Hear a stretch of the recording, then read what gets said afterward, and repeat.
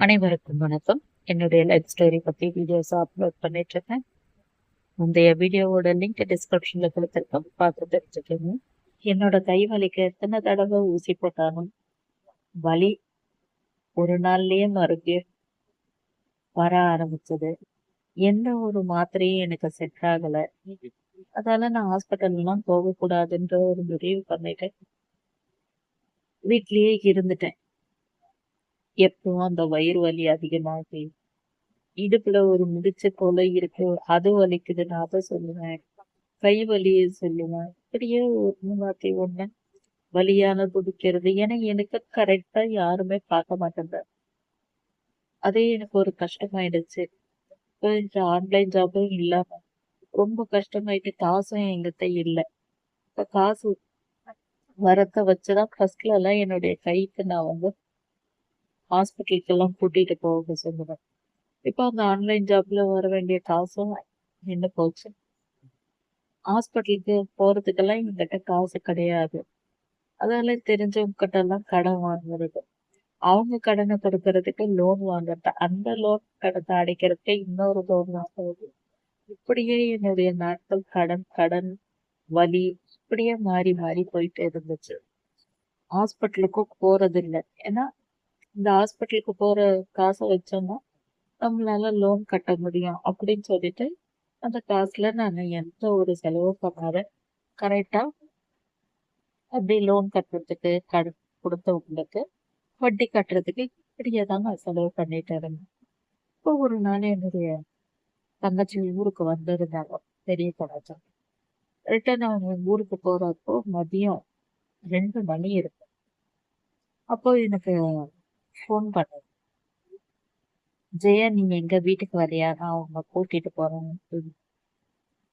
நான் எப்படி உங்க வீட்டுக்கு வர்றது? ஏன்னா உங்க வீட்டுல ரெஸ்ட் ரூம்லாம் என்ன நீ நடக்க வச்சுதான் கூட்டிட்டு போகணும், நம்ம வீடு மாதிரி.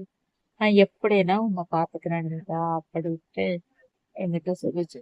நான் என்ன சொன்னேன், வேணாம் எனக்கு இடுப்பு வலி அதிகமா இருக்கு, என்னால ரொம்ப கஷ்டம் நடக்கிறது கூட, அதனால எனக்கு வலி எல்லாமே சரியாகிட்டோம், நான் நிச்சயமா அப்போ வரேன் அப்படின்ட்டு நான் இப்போ போல சொல்றேன்.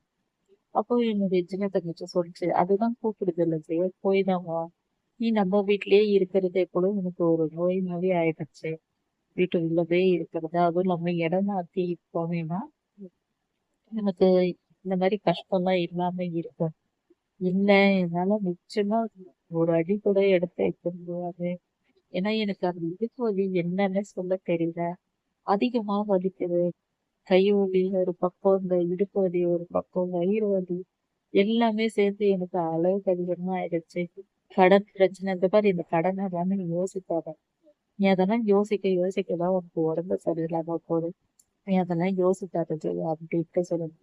யோசிக்காம எப்படி இருக்க முடியும்? வட்டி கட்டுறதுக்கு அவங்களுக்கு கொடுக்கறதுக்காக இன்னொரு லோன் எடுத்தேன், இந்த லோன் அடைக்கிறதுக்காக இன்னொரு லோனு, இது எல்லாமே சேர்ந்து அடுத்தடுத்து இப்படி போயிடுச்சு. எந்த ஒரு வருமானமும் இல்லாது மாசம் நான் 15,000 இப்படி லோன் கட்ட வேண்டியதா இருக்கேன். நான் என்ன பண்றது? எப்படி என்னால யோசிக்காத இருக்க முடியும் அப்படின்னா, எல்லாம் கடவுள் பார்த்துக்கணும்னா கடவுள் எங்கேருந்து பார்த்துக்குவாரு, நான் தானே எல்லாத்தையும் மெயின்டைன் பண்ணணும் அப்படின்ட்டு நான் சொல்லிட்டே இருந்தேன்.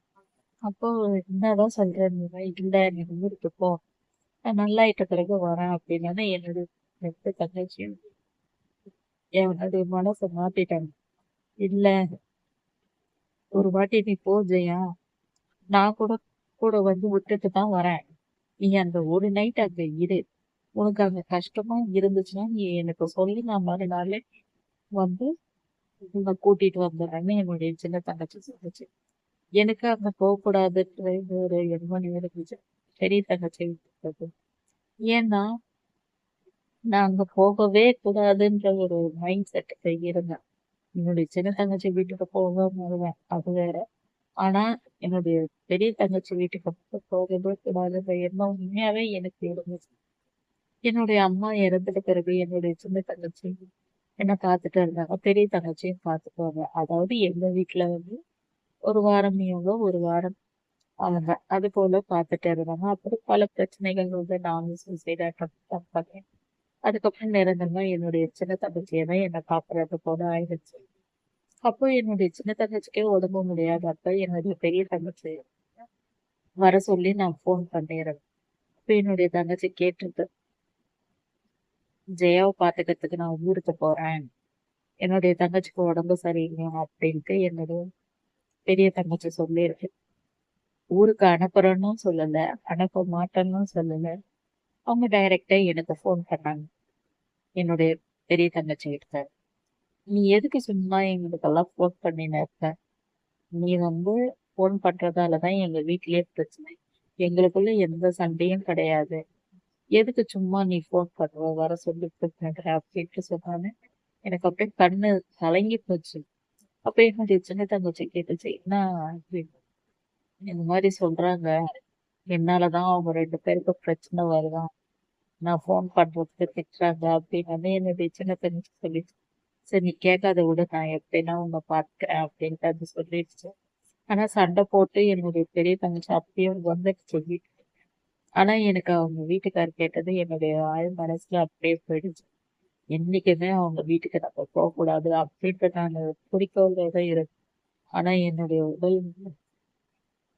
உடல்நிலை சரியில்லாததுனால என்னுடைய தங்கச்சி எல்லாம் வற்புறுத்தினதால நான் போறேன்னு சொல்லிட்டு, இருந்தாலும் என்னுடைய சின்ன தங்கச்சி கிட்ட சொன்னேன், என்னால எதையுமே மறக்க முடியாது, நம்ம தங்கச்சின்ட்டு நான் அங்க போயிடுவேன், ஆனா அவங்க வீட்டுக்காரர் சொன்னது என்னால மறக்க முடியாது அப்படின்ட்டு சொன்னேன். அப்போ அது சின்ன தங்கச்சி சொல்லுச்சு, நீ இப்படி சொல்ற, ஆனா அது என்ன நினைப்போம், நம்ம கூப்பிட்டா மட்டும் ஜெயா வரவே மாட்டேன்னு நினைப்போம். நீ ஒரே வாட்டி போ, நான் சொல்ற மாதிரி உனக்கு உங்களுக்கு கஷ்டமா இருந்துச்சுன்னா நான் மறுநாள் கூட்டிட்டு போறேன், நீ ஏன் பயப்படுற அப்படின்ட்டு சொல்லுச்சு. சரி, இப்ப நான் அப்பா கிட்ட சொல்லிட்டு இருந்தாங்க, அவங்க கிட்ட எல்லாத்தையும் பத்தி சாயந்தரம் தான் சொல்லிட்டேன், நாங்க வரும்போது அப்படின்ட்டு. அப்புறம் அன்னைக்கு அது திங்கட்கிழமை. இப்போ எனக்கு அளவுக்கு அதிகமான வயிறு வலி அதிகமா இருந்துச்சு. மழை வேற அதிகம். இப்ப நான் எங்க அப்பா கிட்ட சொன்னேன், அப்பா எனக்கு ஏதோ உடம்பு ரொம்ப கஷ்டமா இருக்கு, வயிறு வேற வலிக்குது, என்னால என்ன சொல்றதுன்னே தெரியலப்பா, என்னம்மா பண்றது, ஹாஸ்பிட்டல் கிட்னு போயும் எனக்கு செட் ஆகுது, என்ன குடிச்சா என்ன ஆகும், எங்கப்பா எதனா ஜூஸ் குடிக்கலான்னு பார்த்தாலும் இப்ப மழை வர மாதிரி இருக்கு அப்படின்னு சொன்னாங்க. நிறைய செப்பல் சத்தெல்லாம் கேட்க எங்க அப்பா என்ன முன்னாடி கேங் வந்தது, நான் அமைதியா இருந்தேன். ஏன்னா நான் ஊருக்கு போறேன்றது அப்போ வரைக்கும் நான் சொல்லவே இல்லை. நான் எல்லாம் இன்னத்துக்கு படையெடுத்துன்னு வரீங்க பொழுது போய் அப்படின்னேன். நீ ஃபோன் பண்ணிட்டியா ஏன்னா எல்லாம் சொல்லிட்டேன், ஆட்டோக்கார அண்ணா இங்கதான் இருக்காரு, வருவாரு அப்படின்னாங்க. எங்கம்மா போறீங்க, ஹாஸ்பிட்டல்? இல்லப்பா, நானு ஊருக்கு போறேன். எந்த ஊருக்கு? எங்க அப்பா என்ன நினைச்சாரு, சின்ன தங்கச்சி வீட்டுக்கு, அதாவது பின்னாடி தெருவுல இருக்கேன் அங்க போறேன்னு நினைச்சேன். அப்புறம் தான் சொன்னேன், இல்லப்பா பெரிய தங்கச்சி வீட்டுக்கு போறேன். அங்க போயிட்டு நீ எப்படின்னா இருப்பா, அங்க ரெஸ்ட் ரூம் வசதி கிடையாது, வெளியே தான் கூட்டிட்டு போனேன், எப்படின்னா அதை பாத்துக்கிறேன்னு சொல்லிட்டு நான் எவ்வளவு சொன்னாலும் கேட்கல.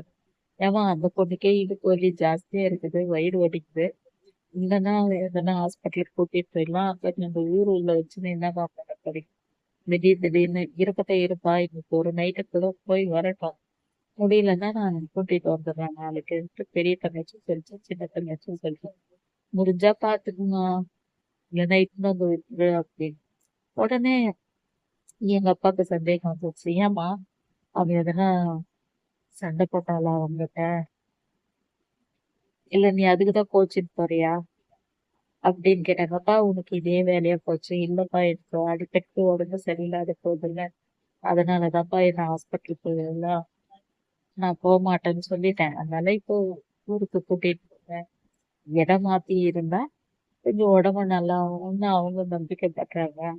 ஆனா எனக்கு இந்த வலி எல்லாம் செட் ஆகும் ஆகாதுன்னு எனக்கு தெரியுது, அது எவ்வளவு சொன்னாலும் கேட்கல, எனக்கு வலி அதிகமா தான் இருக்குதுப்பா, எப்படிதான் தூக்கின்னு போதோ தெரியல அப்படின்ட்டு நான் சொல்லிடுறேன்.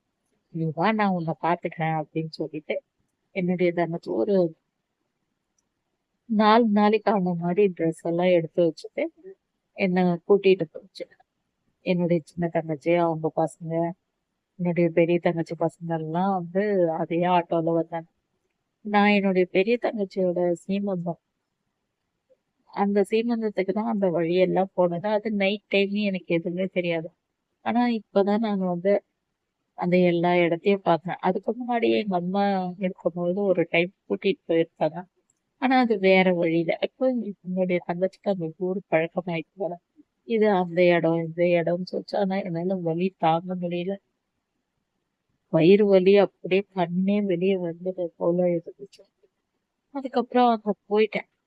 போயிட்ட பிறகு எல்லாரும் வந்து என்ன பார்த்தாங்க. அப்போ எனக்கு அந்த இடத்த பார்த்த உடனே கஷ்டமாயிருச்சு. காரணம் என் தங்கச்சி எப்படி தூக்கிட்டு போகுதுன்னு. ஒண்ணு டைல்ஸா இருந்தாலும் நடக்கும்.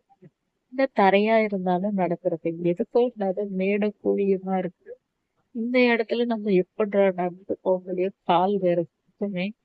நம்ம எப்படி நடந்து போறோம் தைரியமா வா அப்படின்னு சொல்லி கூட்டிட்டு வந்துட்டாங்க. இருந்தாலும் இவங்களுக்கு எல்லாம் நீங்க கஷ்டப்படுத்துறோமே யோசிச்சுட்டு இருந்தேன். அப்புறம் எங்க தங்கச்சியோட வீட்டுக்காருக்கு அண்ணி அங்க இருந்து வந்து நானு ஜெயாவை பார்க்கவே இல்லை. வா உன் கை பிடிக்கட்டுமா அப்படின்னு. அவங்களாமும் மெதுவா இறக்காங்க. ஏன் இப்படி ஆயிடுச்சு ஜெயா? ரொம்ப இடுப்பு வலிக்காதமா என்னால முடியல. நானே வரேன்னா இப்படியே சொல்லி சொல்லி ஏதோ உங்க அம்மா இருக்கும்போது ஏதோ உனக்கு நீதான் வரத்தே கிடையாது. ஒரு 2 ஸ்டெப் தான் எடுத்து வச்சேன். அதுக்கப்புறம் என்னால முடியல. உடனே அந்த அக்கா சொன்னாங்க, பேசாம நீ குடிச்சுக்கோ. நானும் என்னுடைய தங்கச்சி பால் குடிச்சுக்கிறோம். மெதுவா இட்டுன்னு போயிடலாம். அதுக்கு எந்த இடத்துல கல்லெல்லாம் நடக்க முடியும். அதே போலதான் என்னுடைய தங்கச்சிய தூக்கி பிடிச்சிட்டாங்க. இவங்க 2 பேரும் காலெல்லாம் பிடிச்சி கூட்டிட்டு போயிட்டு வெளியே போய் உட்கார வச்சுட்டாங்க. வெளியே உட்கார வச்ச பிறகு டீ எல்லாம் குடிச்சிட்டாங்க. டீ எல்லாம் குடித்து முடிச்ச பிறகு என்னுடைய சின்ன தங்கச்சி சொல்லுச்சு, ஜெயா இப்போ சொல்லுங்க, உனக்கு எங்க இருக்க முடிஞ்சா இரு. இன்னைக்கு நைட்டு அப்படி இல்லையா காலையிலேயே எனக்கு ஃபோன் பண்ணேன். நான் உனக்கு நைட்டுக்கா ஃபோன் பண்றேன். எப்படி இருக்குன்னு நைட்டுக்கே கூட சொல்லு ஜெயா அப்படின்னு. சரின்னு சொல்லிட்டேன். சரி நாங்க ஊருக்கு கிளம்புறேன். அப்ப ஜெயா வீட்டு பக்கத்துல தான் நீ வந்து நாம வந்து என்னோட சின்ன தங்கச்சி அவங்க பசங்க கூட்டிட்டு கிளம்புறது. ஜெயா பத்திரம் போய் வரணும். எனக்கு இவ்வளவு துக்கம் ஆயிடுச்சு. ஏன்னா நம்ம அம்மா இல்லாத நம்ம நீங்கிறது என்ன மாறிட்டு இருப்போம். எனக்கு ஒரு அம்மாவது ஒரு எனக்கு ஃபீல் ஆயிடுச்சு. என் தங்கச்சி வீட்டுக்கு தான் போயிருக்கு. நம்ம எங்க வரக்கூடாதுன்னு நினைச்சோமோ அந்த இடத்துக்கு கடவுள் வந்து கட்டி வச்சுட்டான் அப்படி. அதுக்கப்புறம் ஆட்டோக்கார அண்ணா வந்து சொன்னாங்க, பாத்துமா பத்திரம் அப்படின்னு. என்னால கண்ட்ரோல் பண்ண ஏதோ அப்படியே அழுதுட்டு அப்படியே நைட்டில சொல்லிட்டு என் தங்கச்சி ஆட்டோல ஏறி உட்காந்துட்டு எனக்கு அங்க இருந்து கை காமிச்சிட்டே இருந்துச்சு. எனக்கு அவங்க போறதெல்லாம் அப்படியே காட்டு கலங்குச்சு. என்னுடைய பெரிய தங்கச்சி கிட்ட சொன்னேன், எதுக்கு என்ன இங்க கூட்டிட்டு வந்த? ஒரு பாத்ரூம் அவ்வளவு தூரம் இருக்கு. எனக்கு வயிறு வேற ரொம்ப வலியா இருக்கு. எனக்கு என்ன பண்றதுன்னு அதெல்லாம் ஒண்ணும் இல்ல. நீ எதுவும் பயப்படாத நான் இருக்கிறேன் அப்படின்னு சொன்னேன். நேரமாக ஆக அந்த இடம் இருட்ட ஆரம்பிச்ச பிறகுதான் எனக்கு ஒரு இது பயமா தெரிஞ்ச மாதிரி இருந்துச்சு. அங்கங்கதான் லைட் எரியுது. இவங்க வீடு ஒரு மாதிரியே இருந்துச்சு. நல்ல பெரிய வீடா இருக்கிறதுக்கு நான் சொன்னேன், "அம்மா, எனக்கு இந்த மலையை பாக்குறதுக்கே பயமா இருக்கு அப்படின்னு சொல்லிட்டு. அதுக்கப்புறம் அன்னைக்கு ரொம்ப கஷ்டப்பட்டுதான் என்ன ரெஸ்ட் ரூம்ல உட்காந்து வச்சுட்டு தூக்கிட்டு போய்க்கிறதுக்கு ரொம்ப கஷ்டப்பட்டேன். எனக்கு இது சொல்லிட்டு நான் பிடிச்சிக்கிறேன், நீ ஏன் பயப்படுற அப்படின்னு. இப்படியே எனக்கு வந்து தூக்கிட்டு போயிட்டு ரூமுள்ள உட்கார வைப்பாங்க. அப்ப அன்னைக்கு நைட்டே என்னுடைய சின்ன தங்கச்சி ஃபோன் பண்ணி கேட்டுச்சு, எப்படி ஜெயா அந்த இடம் உனக்கு ஓகேவா அப்படின்னு. நான் சொன்னேன், எனக்கு எல்லாம் ஓகே தான். ஆனா எனக்கு ரெஸ்ட் ரூம் மட்டும்தான் ரொம்ப கஷ்டமா வருது. நாளைக்கே நான் கூட வந்து கூட்டிட்டு வந்துடுறேன் அப்படின்ட்டு சொல்லுச்சு. ஆமா வந்துடுறேன், எனக்கு இருக்க முடியாதுன்ட்டு தெரியுது அப்படின்ட்டு நான் சொன்னேன். சரி நீ படுத்துக்கோ அப்படின்னு சொல்லி என்னுடைய தங்கச்சி சொல்லிச்சா. அன்னைக்கு நைட்டு எனக்கு மட்டும் ஏதோ ஒரு சாப்பாடு அவங்க தாளிச்சு கொடுத்துட்டு அவங்க இட்லி செஞ்சு சாப்பிட்டாங்க. அப்ப என்னால வலி அலும்பு இப்போ ஹாஸ்பிட்டல் போகணும்னா கூட இப்போ ஊர்ல போக முடியாது. அதுக்கப்புறம் பெரிய அக்கா ஏதோ ஒரு கஷாயம் வச்சு எடுத்துட்டு வந்து போட்டாங்க. அப்படி என்னை எல்லாரும் பார்க்கும்பொழுது எனக்கு இன்னும் எங்க அம்மா ஞாபகம் அதிகமாயிடுச்சு. நம்ம அம்மா இருந்திருந்தா நம்ம அம்மாவே இதெல்லாம் பார்த்துருப்பாங்கல்ல. நம்ம அம்மா இல்லாதனாலதான் நம்ம இங்க வந்திருக்கோம் அப்படின்ட்டு தான் சொன்னேன். இடுப்பு வலிக்கு அந்த அக்காவும் சொல்லியிருந்தாங்க, தைலம் தடவி விடு, இந்த கஷாயத்தை இன்னொரு வாட்டி கூட சூடு பண்ணி கொடு, நீ இதெல்லாம் குடி, எனக்கு நல்லாயிடும் அப்படின்ட்டு அந்த அக்காவும் சொல்லியிருந்தேன். சரிக்கா நான் குடிக்கிறேன் அப்படின்ற மாதிரி சொல்லியிருந்தேன். அதுக்கப்புறம் அன்னைக்கு நைட்டு தூங்கி எழுந்தாச்சு. காலையில விடிஞ்ச பிறகு என்னுடைய சின்ன தங்கச்சி ஃபோன் பண்ணது.